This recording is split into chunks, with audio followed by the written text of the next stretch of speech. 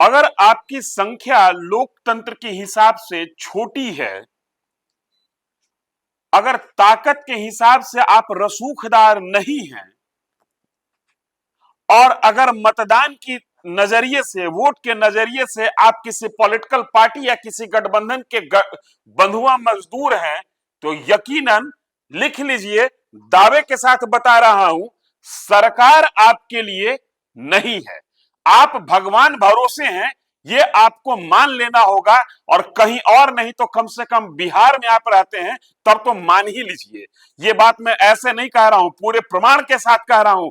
मैं साबित करने जा रहा हूं कि कैसे उन लोगों के लिए गवर्नमेंट नाम की चीज नहीं है, उन लोगों के नाम पर राजनीतिक दल, खासकर सत्ताधारी दल मौन साध लेती है, जिन लोगों ने सत्ताधारी दलों को आंख मूंद कर वोट दे दिया, जिनका पूरा कुटुंब सत्ताधारी दलों का बंधुआ मजदूर माना जाता है, बंधुआ वोटर माना जाता है, जिनके पूरे कुटुंब की हैसियत लोकतांत्रिक इतिहास में, लोकतांत्रिक व्यवस्था में जहां पर गिनती का महत्व है, उसमें 2.5% के अंदर समेट दिया जाता है, उसके लिए शासन नहीं है। नमस्कार, आप देखना शुरू कर चुके हैं न्यूज फॉर नेशन। मैं हूं आपके साथ धीरेन्द्र। कोई चिड़िया चुलबुल नहीं, बिहार की बेटी मरी है, कोई साधारण लड़की नहीं, मेडिकल की तैयारी करने वाली एक मेधावी छात्रा की मृत्यु हुई है। और ये मृत्यु नहीं हुई है, एक तरीके से ये मर्डर हुआ है। जो पीएमसीएच का जो पोस्टमार्टम रिपोर्ट आया है, उस रिपोर्ट के संकेतों को आप समझिए तो वहशियों ने, दरिंदों ने, हवसियों ने उस लड़की को अपनी हवस की शिकार बनाने की कोशिश की, और उस कोशिश का नतीजा ये हुआ कि वो लड़की 4 दिन तक अस्पताल में संघर्ष करने के बाद प्राण त्यागती। 6 तारीख से यह घटना शुरू होती है, 11 तारीख को लड़की की मृत्यु होती है, लड़की प्राण त्याग देती है। आज हम आपसे मुखातिब हैं 17 तारीख को। आज तक किसी भी बिहार में 4-5 पॉलिटिकल पार्टी की संयुक्त सरकार चल रही है, एनडीए की, बीजेपी, जदयू, एलजेपी-आर और आरएलएम और हम, एचएम, हम 5 पार्टी की संयुक्त सरकार चल रही है बिहार में, एनडीए गवर्नमेंट। और इन 5 पार्टियों का एक भी सशक्त चेहरा जिसकी पहचान हो, वो कोई भी आज तक उस लड़की के परिवार के यहां मातम पुरसी के लिए भी नहीं गया।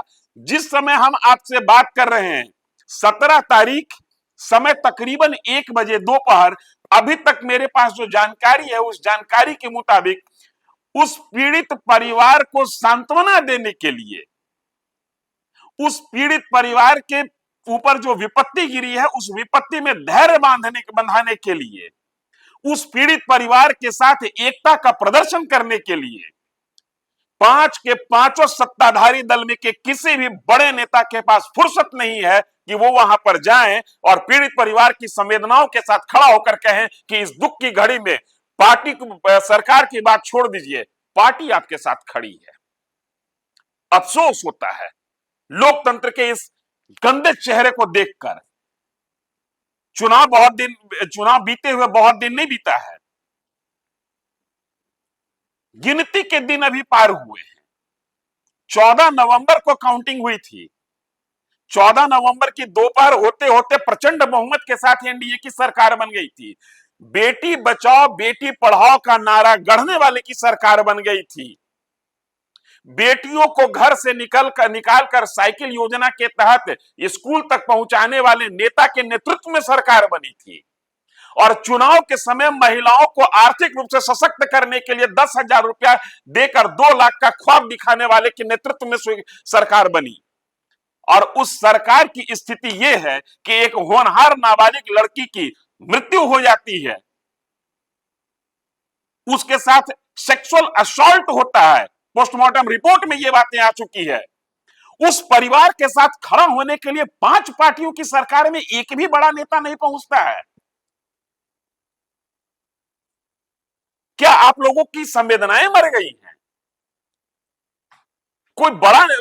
किसी बड़े परिवार के लड़की के साथ ऐसा होगा तभी आप जाइएगा। एक सामान्य गांव में रहने वाले परिवार की लड़की के साथ ऐसा होगा तो बिहार के राजनेता नहीं जाएंगे, एनडीए के राजनेता नहीं जाएंगे। शर्म आनी चाहिए आपको। शर्म आपसे ज्यादा हमको आ रही है कि हम एक ऐसे प्रदेश में हैं जहां पर 5-5 पार्टी की सरकार चल रही है, जिस प्रदेश का नेता आधी आबादी का निर्विवाद नेता माना जाता है, उस पार्टी का भी कोई नुमाइंदा नहीं पहुंचा।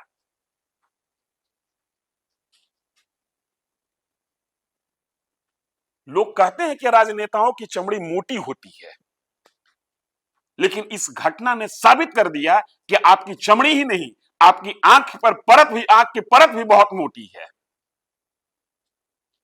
पिछले 5 दिनों से हो क्या रहा है बिहार में? 11 तारीख की लड़की की मृत्यु हुई है, पटना में ही मृत्यु हुई है। इस मृत्यु के उपरांत न्याय की मांग करने वाले लड़कों पर पुलिस का दमन कार्य चल रहा है और राजनेता सो रहे हैं। इसी को कहा जाता है कि रोम जल रहा था और नीरो बांसुरी बजा रहा था। दही चूड़ा खाने के लिए तो खूब फुर्सत है। अनगिनत कार्यक्रम चल रहे हैं पिछले 5-6 दिनों से बिहार में दही चूड़ा खाने खिलाने को लेकर। जदयू का अलग, बीजेपी का अलग, उप मुख्यमंत्री का अलग, मंत्री का अलग, विधायक का अलग, पार्टी का अलग, पौआ का अलग, खटिया का अलग, पलंग का अलग, कार्यकर्ताओं का अलग। लेकिन आप में से किसी के पास इतना नैतिक बल नहीं, किसी के पास इतना शायद फुर्सत नहीं कि आप उस पीड़ित परिवार के साथ जाकर खड़ा होने का साहस जुटा सके। और जब उस पीड़ित परिवार के लिए न्याय मांगने के लिए कुछ लड़के सड़क पर उतरते हैं तो उसके साथ पुलिस दमन की कार्रवाई कर रही है। सोचना होगा कि लड़के सड़क पर उतरे क्यों। व्यवस्था जहां असफल होती है वहां पर युवाओं को आगे आना पड़ता है और सोचना इसलिए ज्यादा जरूरी है कि वर्तमान सरकार का नेतृत्व जिनके हाथों में है वो इसी ऐसे ही आंदोलन की कोख से निकले हैं। बिहार सरकार को अपनी असफलता स्वीकार करते हुए तत्काल, मैं कह रहा हूं सरकार की बात छोड़ दीजिए, पार्टी की हैसियत से भी किसी बड़े नेता को भेजिए वहां जनाब।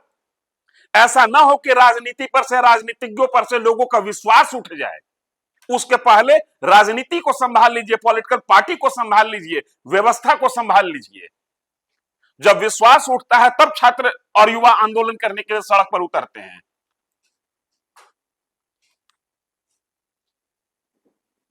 मजबूरी में कहना पड़ रहा है कि हम एक संवेदनहीन सरकार के नीचे जी रहे हैं।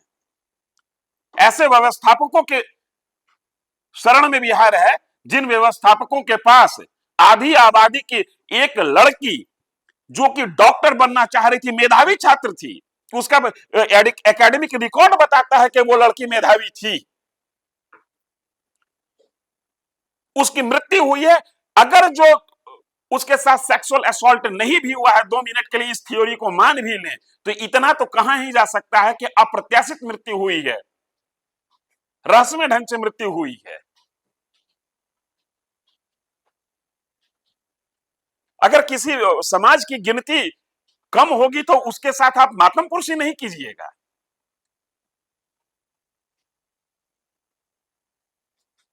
वोट बैंक के लिए किसी समाज को छींक आ जाए तो उस पर ट्वीट का लाइन लगा देने वाले ये नेता आज चुप्पी साधे हुए हैं, आज मौन साधे हुए हैं।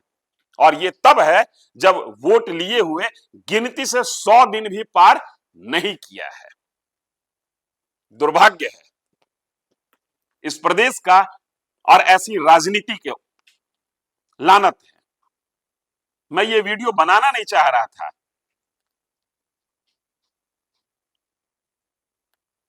गांव से फोन आ रहा है कि जनाब क्या हो गया है, इतनी बड़ी घटना हो गई।